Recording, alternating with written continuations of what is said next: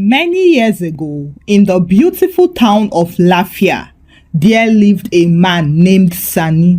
Sani was what people liked to call a good man, not because he was deeply good, no.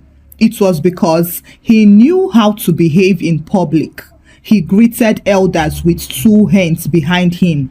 He lowered his voice in the mosque and he could quote small religious statements that made old men nod with approval. If you saw him outside, you would say, this one fears God.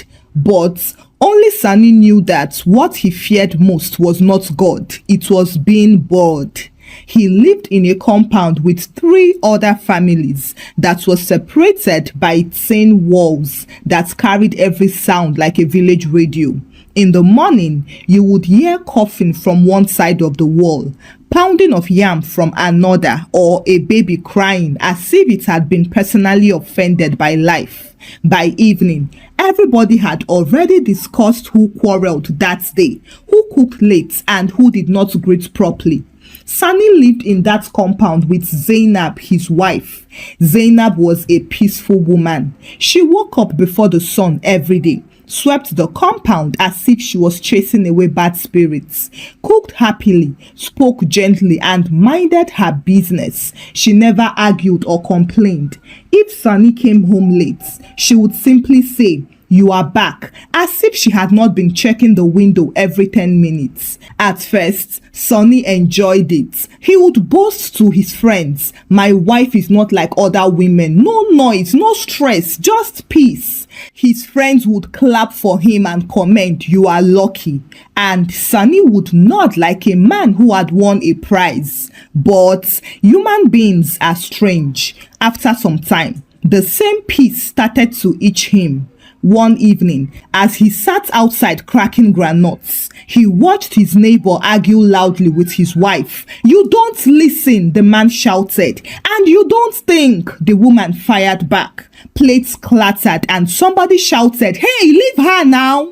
Sonny watched everything carefully. Then he shook his head and muttered, "God forbid." But as he stood up to go inside his own quiet house, where Zainab would serve him food without a single word of drama, he paused. The silence inside felt heavy.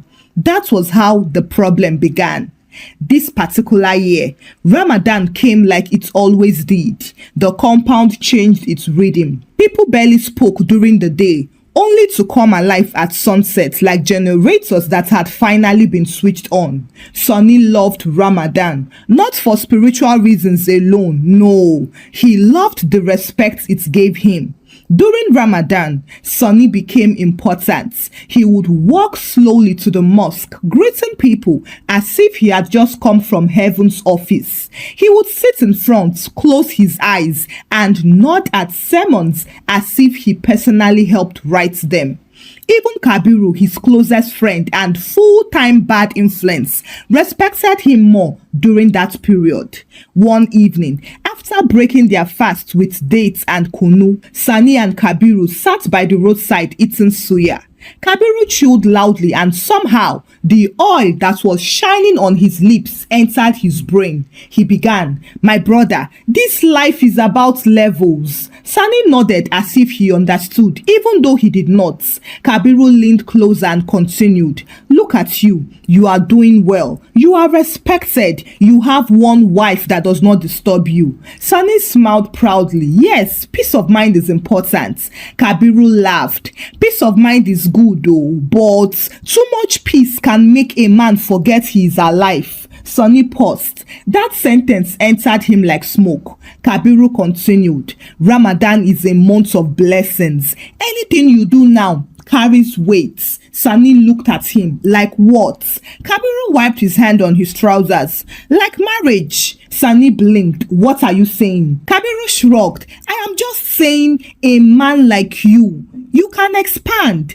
"Expand what?" Sani asked. "Your household," Kabiru replied casually, as if he was talking about buying a new mattress. Sani laughed. "You want me to go and die early?" Kabiru laughed too. "Who is talking about death? I am talking about blessings. See, if you marry now during Ramadan, everything will align. Even angels will attend. Sunny shook his head, still laughing. You are not serious. But that night, as he lay down, staring at the ceiling fan that moved as if it was tired of life, Kabiru's words came back to him. Anything you do now carries weight. Marriage. He turned to look at Zainab. She was sleeping already peacefully like a woman who had no worries in this world. Sunny watched her for a while. Then he sighed. She is a good woman, he whispered to himself. But the thought did not end there. She's too calm, he added. The next day, Sunny tried to shake the thoughts off. He went to the mosque, listened to sermons, and even nodded more than usual, hoping wisdom would enter him. But temptation that dresses like a good idea is very stubborn. A few days later, Kabiru brought it back. My brother, I know someone. Sunny frowned. Someone for what? Kabiru smiled slowly. Don't pretend. I know you've been thinking. I have not been thinking anything, Sunny quickly replied. Kabiru laughed. Your face is thinking for you. Sunny tried to ignore him, but Kabiru had already opened the door. Her name is Aisha, he continued. She is young, respectful. She can cook and she talks. You know your house is always quiet like a graveyard. Sunny tried not to smile. Just meet her, Kabiru added. Meeting is not marriage. That was how Sunny agreed. Just meeting, nothing more. They met Aisha in the house of a distant relative who minded her business so well that she could hide secrets for a living. Aisha greeted Sunny with a bright smile that felt like sunlight after a long dry season. Assalamu alaikum, she said. Sunny cleared his throat. Walaikum assalam. As they talked, she laughed at something small Kabiru said. Then she laughed again. Her laughter came easily as if she had no shortage of joy. Sunny noticed it immediately. He also noticed how she looked at him with admiration, respect and interest. Things that had slowly disappeared from his own house. Not because Zainab was wicked though, but because familiarity had turned everything into routine. As they spoke, Aisha said, I like responsible men. Sunny adjusted his sitting position while Kabiru coughed to hide his smile. Sunny went home that day feeling excitement mixed with fear. He told himself it was nothing. It had been just a meeting. But meetings that touch the heart do not remain meetings for long. Within 1 week, Sunny had convinced himself of something dangerous. One evening, he told Kabiru, this is not wrong. Islam allows it. Kabiru quickly nodded. Exactly. You are not doing anything bad. Sunny nodded too, repeating it until it began to sound like truth. I am not doing anything bad. And so, before the last 10 days of Ramadan, while the rest of the compound was focusing on prayers and repentance, Sunny was focusing on expansion. He arranged for a small wedding ceremony where he invited only Kabiru and a few men who understood the meaning of silence. After it was done, Kabiru slapped Sunny on the back and proudly said, Congratulations, you have upgraded. Sunny smiled with satisfaction. I finally had a Ramadan marriage. This one must carry blessing. As he walked back to his house that night, the compound looked the same. Zainab was inside, probably arranging plates for the next day. But only Sunny knew that he was no longer the same man walking into that house. He paused at the entrance, cleared his throat, adjusted his cap, and then entered like a man returning from normal business. Zainab looked up from where she was arranging plates. You are back, she said calmly. Sunny nodded, yes. He sat down, washed his hands and began to eat the food she had kept for him. The stew was correct. The rice was soft.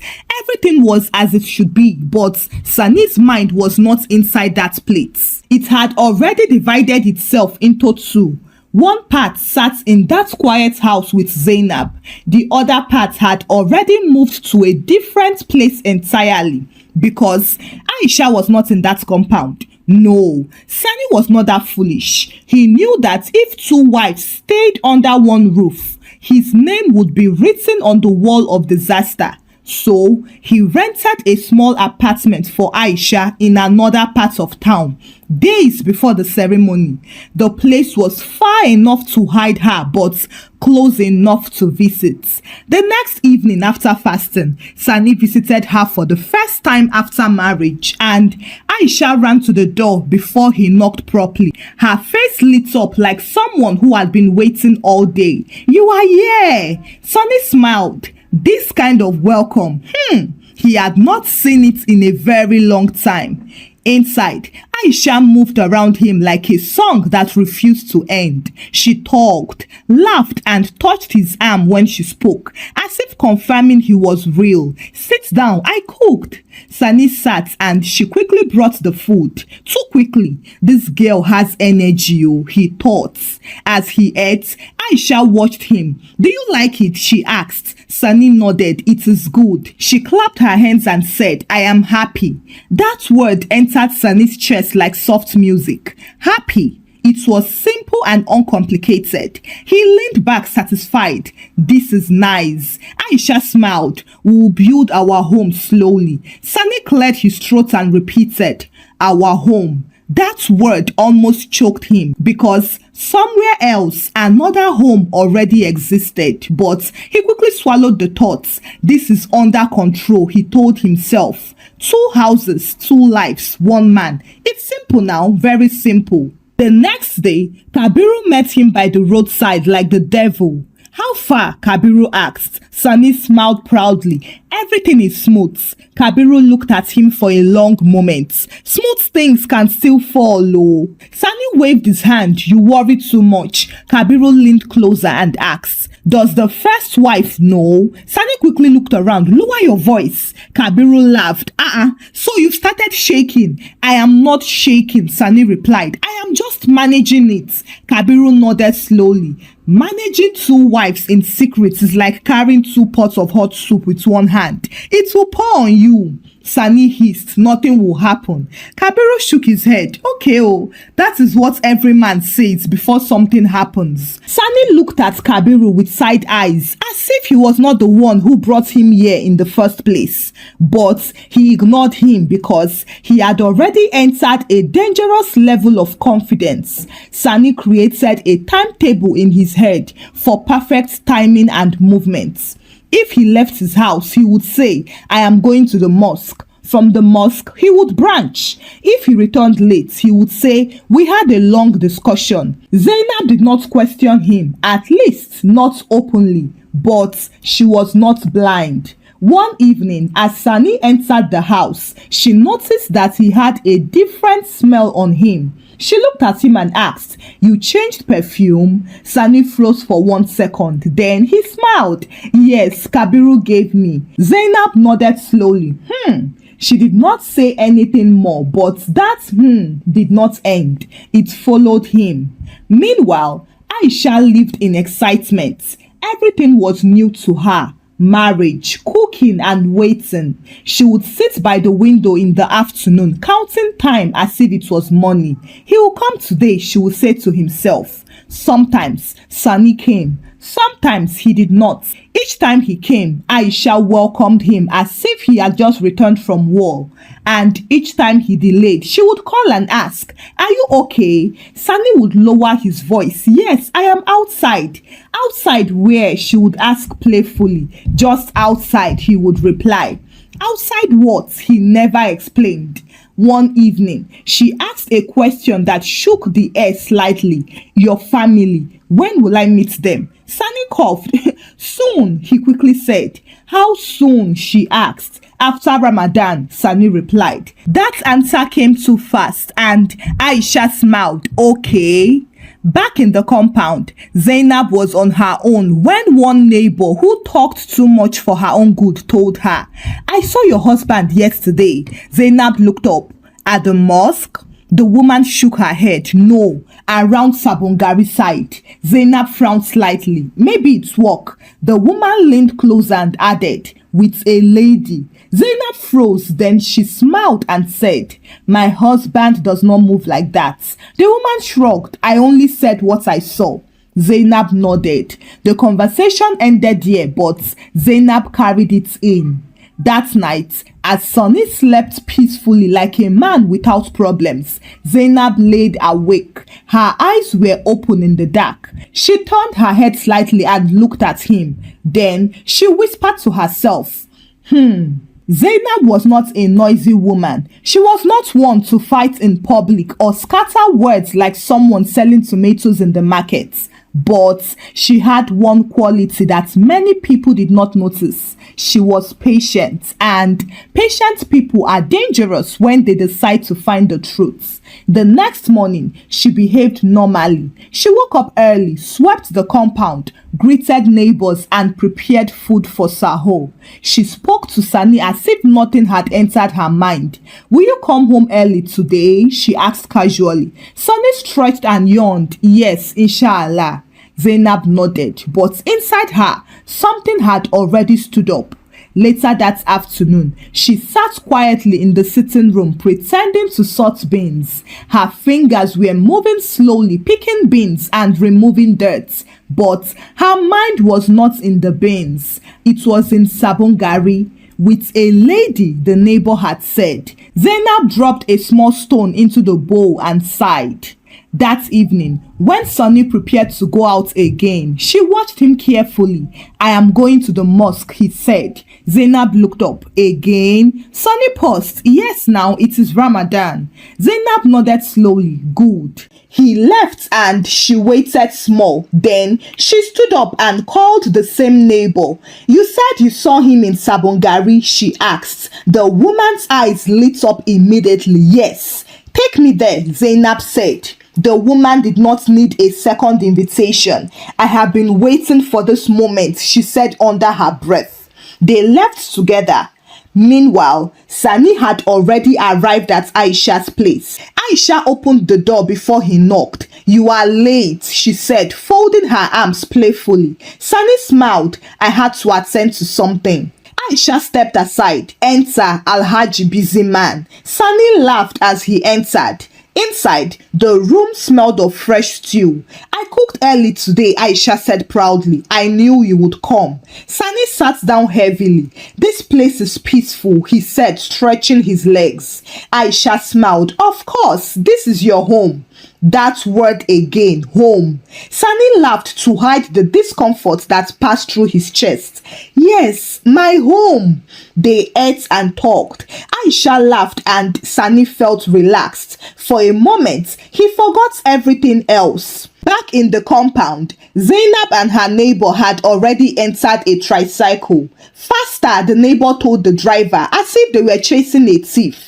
Zainab sat quietly. Her face was still very calm. As they reached Sabongari, the neighbor began to look around like a detective who had watched too many movies. I think it is this street, she said. They moved slowly. Then suddenly, the woman grabbed Zainab's arm. There, she whispered loudly. Zainab followed her gaze and said, wait here. She stepped down and walked slowly toward the house. When she reached the door, she paused. Then she knocked. Inside, Aisha was laughing at something Sani had said. You are funny, she said, shaking her head. Sani smiled proudly. I know. When the knock came, they both stopped. Sani frowned slightly. Are you expecting someone? Aisha shook her head. No. The knock came again, stronger this time. Sani stood up and said, it's probably nothing. He walked to the door, opened it, and for the first time in his adult life, Sani forgot how to stand. Zainab stood there, live and direct, looking at him. For a few seconds, nobody spoke. Then Zainab's eyes moved past him into the house. She saw the plates, the food, the arrangements, and then Aisha stepped forward and asked, who is that? She came closer and she saw Zainab, but she was confused. Zainab looked at her. Aisha looked at Zainab. Then both women turned to Sani at the same time. What is going on? Aisha asked. Zainab did not speak immediately. She kept her eyes on Sani. Then she said one word. Explain. Sani opened his mouth, but nothing came out. He looked at Aisha and then at Zainab. After some seconds, his brain began to run like a generator that had suddenly gotten fuel. Let me explain. Aisha frowned. Explain what? Zainab stepped inside the house. Her eyes moved around the room. She nodded. So, this is where you have been going to pray. Sani swallowed his throat. No, I mean, Aisha turned sharply to him. Pray? Who is this woman? Zainab answered before Sani could breathe. I am his wife. The word landed hard. Aisha blinked. Then she laughed a confused laughter. She shook her head. No, that is not possible. She turned to Sani and ordered, tell her. But Sani said nothing. That was when the truth fully stood up. Aisha's face changed slowly into shock, then understanding, then anger. You are married? She asked. Sani raised his hands. I was going to tell you. What? When? Aisha shouted. Zainab folded her arms. Maybe when he finishes Ramadan, she said. Aisha turned to her. You knew? Zainab shook her head. I came to find out. Aisha laughed again, but this time there was no joy in it. So both of us are new? She asked bitterly. Zainab shook her head. No, only you are new. That one entered Aisha's chest like a slap. She turned to Sani and said, you lied to me. Sani stepped forward. No, listen. Don't come close, she snapped. Outside, the neighbor had already started calling people. Come and see, oh, she whispered loudly. Something is happening here. And as if the neighborhood itself had been waiting for the signal, heads began to appear. One by one, women who pretended to be passing stopped to snoop, and then men stood at a distance like judges who had not yet worn their robes. Inside the room was no longer a house. It was a courtroom now. Zainab stood near the door, while Aisha stood near the table. Her chest was rising and falling, and her eyes were moving between both of them like someone trying to wake up from a bad dream. Sani stood in the middle like an accused criminal. Aisha pointed at him. You said you are not married. Sani mumbled, I was going to tell you. Zainab laughed. When? After your third wife? The people outside froze. Someone whispered, third wife? Another person replied, no, it's second. But the way he is going, there might be a third soon, oh. Sani wiped his face and quickly said, My intention was not bad though. Islam allows. Stop there. Zainab cut in. Don't use religion to cover foolishness. The room went quiet. Even the people outside leaned closer. Aisha looked at Zainab and asked, you did not know? Zainab shook her head. If I knew, I would not come here to stand like a visitor. Aisha closed her eyes briefly and nodded. So, he lied to both of us. Zainab corrected her. No, he lied to you. He hid from me. That distinction landed well. Aisha turned back to Sani. You married me without telling me you already have a wife. Sani tried to speak. I was afraid. Of what? She snapped. Of truths? Sani opened his mouth again and closed it because nothing was coming out correctly. Meanwhile, Kabiru had quietly entered the compound, but he stood outside like a man who wished he had never been born. He shook his head slowly and whispered to himself, my friend is finished. Inside, the questioning continued. Zainab stepped forward slightly and asked, how long? Sani hesitated. Zainab nodded. Good. You cannot even count your lies. Aisha pointed at the room. And this place, you rented it for me like what? Sani answered weakly. For comfort. Aisha laughed. Comfort? You brought me into confusion and called it comfort?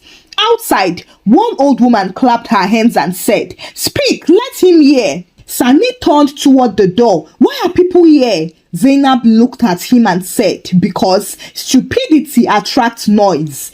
Aisha spoke again emotionally. My parents think I married a good man. They prayed for me. You made me look like a fool. Sani stepped forward again and said, I can fix this, please. But both women looked at him together. That was the first time they stood on the same side. Fix what? Zainab asked. Everything, Sani quickly replied. We can arrange it properly. I will. Zainab raised her hand again. No, I will not share my peace with a man who hides. Sani stared at her. Zainab continued. If you wanted to marry again, you should have spoken like a man, not a thief. The people outside murmured in agreement. Aisha nodded slowly. Yes, a thief. Sani turned to her quickly. You too? After everything? Aisha's eyes flashed. After what everything? Food, smiles, or the lies? Sani stepped back. He now saw it clearly. He had not built 2 homes. He had built 2 disappointments. Aisha picked up her scarf and said, I am leaving. Sani panics. Where are you going? She looked at him with disdain.